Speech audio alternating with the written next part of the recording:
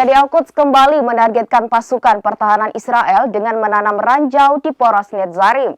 Hal itu diunggah di Telegram pada Senin 2 September.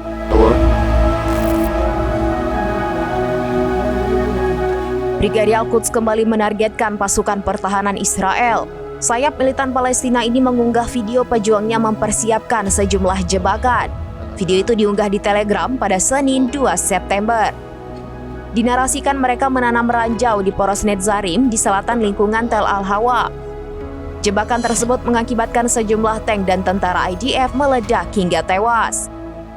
Sementara itu, militer Israel mengerahkan kendaraan lapis baja, bulldozer, dan penembak G2 yang didukung oleh drone dan pesawat terbang untuk menghancurkan infrastruktur dan memutus pasokan listrik dan air pada hari kelima serangannya di kota Palestina di tepi barat utara Jenin. Al Jazeera melaporkan pada Minggu 1 September 2024.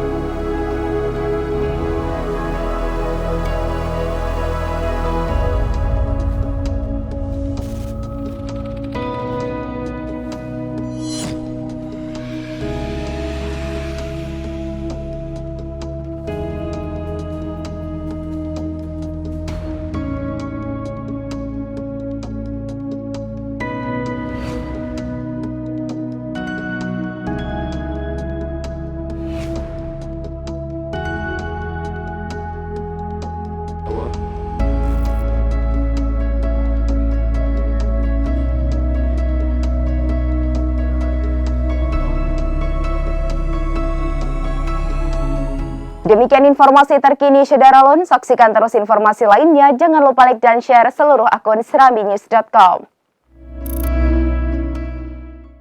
Download Tribun X sekarang. Menghadirkan lokal menjadi Indonesia.